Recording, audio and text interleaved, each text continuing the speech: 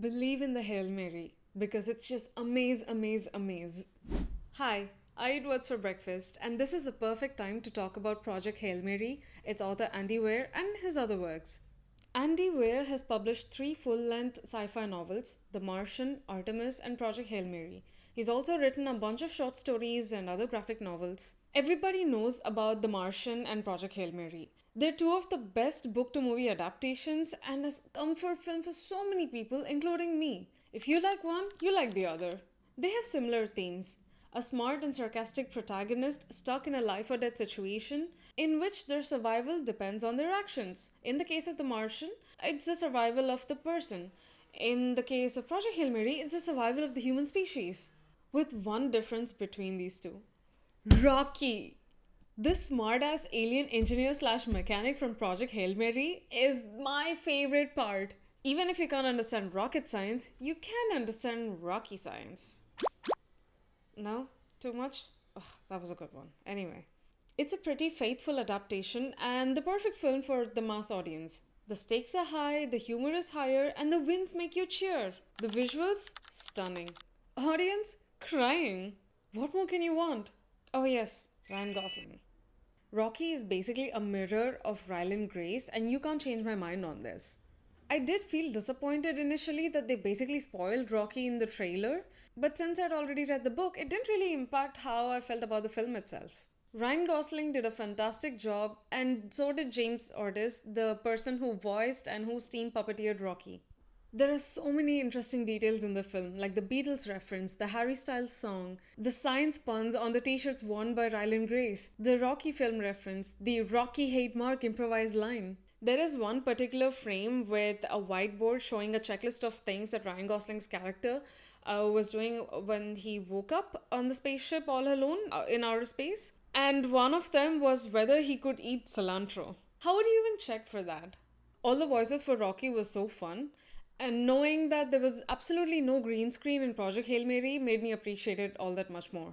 And of course, I loved the final scene. Oh, it's just so good.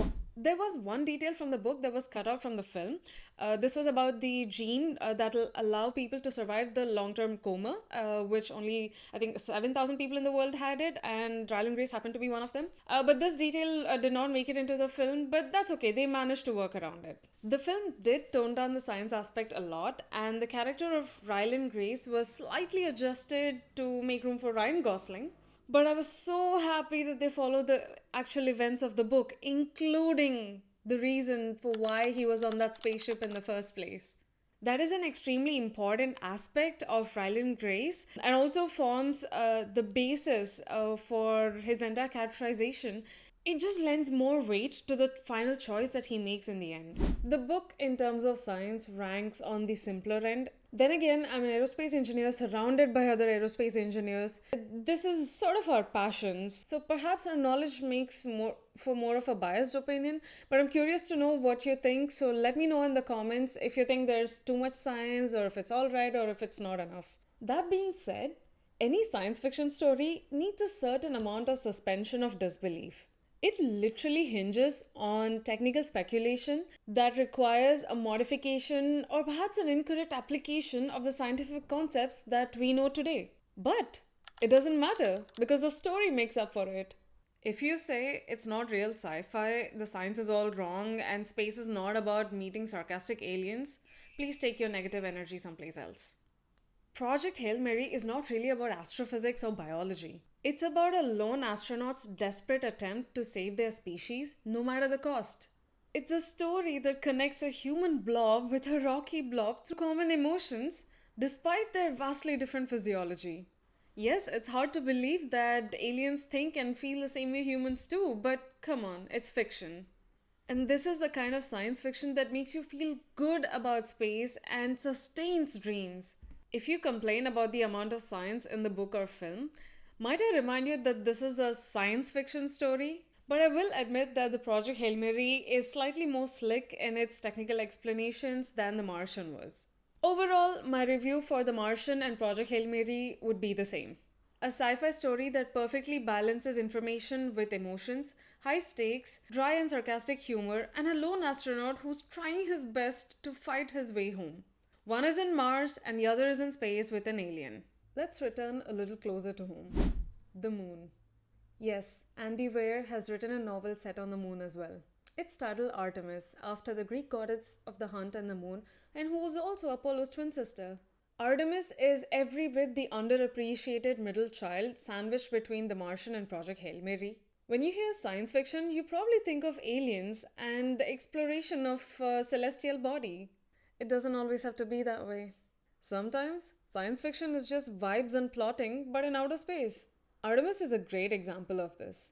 Set on a futuristic lunar habitat, it's mainly an exciting crime thriller, just with EVAs, 1/6 Earth's gravity, and terrible beer.